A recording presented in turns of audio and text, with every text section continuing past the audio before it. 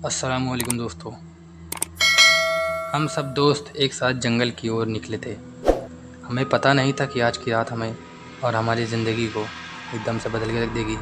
हम जब वहाँ पहुँचे तो अजीब सा साया हमें दिखाई दिया।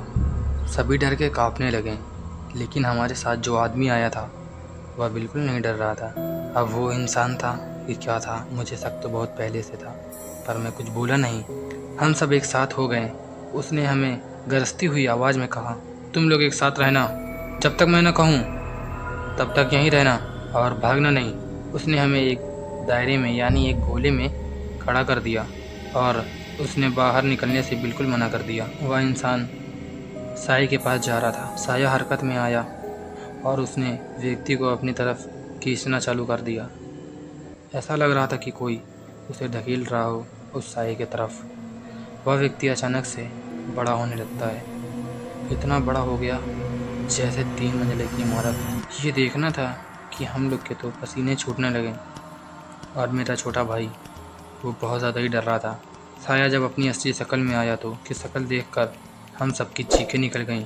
साया इतना भयंकर रूप में हम लोगों ने कभी तसव्वुर में भी नहीं सोचा था।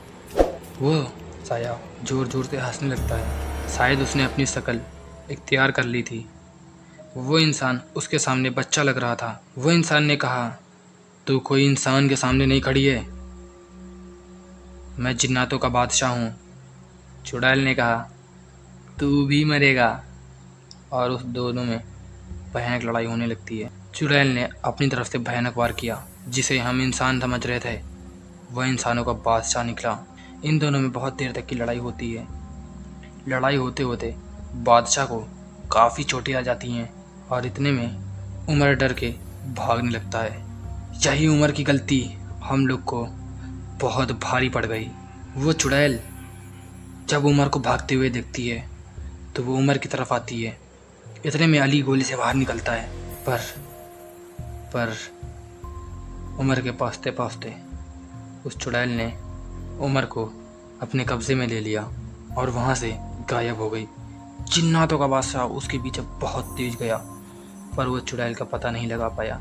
हम लोग बहुत तनाव में और टेंशन में आ जाते हैं। थोड़ी देर के बाद जिन्नातों का बादशाह हमारे पास आता है और कहता है, अगर उमर को कुछ हो गया तो मैं उसे जिंदा जला दूंगा। तुम लोग तनाव मत लो, मैं उसके कुछ काफ़ी जिन्नातों का पीछा उसके लिए लगा दिया हूँ। और अली ने कहा, जिन्नातों के बादशाह, हम लोग यहाँ से नहीं जाएंगे, हम अपने भाई को लेके जाएंगे। जिन्नातों का बादशाह ने कहा, मैं उसके पीछे पीछे पीछे पीछे पीछे जा रहा हूँ और उसके पीछे मैंने जिन्नातों की टोली लगा दी है। अली ने कहा, मैं खुद जा रहा हूँ उसे बचाने। अली आगे बढ़ता है। जिन्नातों का बादशाह अली के सामने अचानक से आ जाता है। अली ने उसको ऊपर से नीचे तक देखा।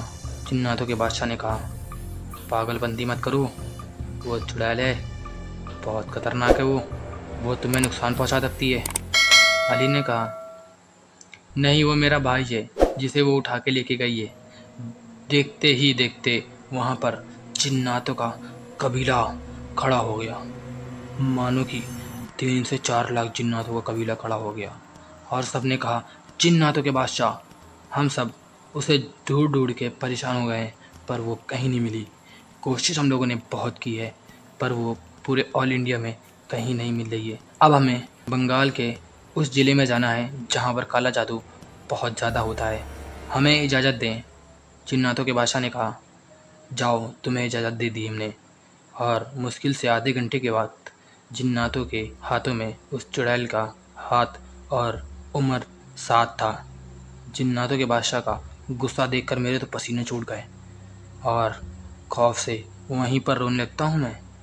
इतने सारे जिन्नात देख के तो ऐसा लगता है कि मैं किसी और ही दुनिया में आ गया हूँ और मेरा ख्वाब का आलम यह था कि मैं वहाँ पर कांपने लगता हूँ। अली ने अपने आगे पीछे इतने सारे जिन्नात देखकर भी कुछ रिएक्ट नहीं किया, जैसे वो इसके रिश्तेदार हों।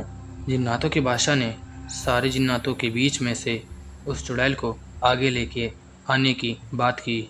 जब चुड़ैल सामने आ गई तो जिन्नातों के बादशाह ने पूछा, तू इसे कहाँ ले गई थी? तो वो कुछ नहीं बोलती है।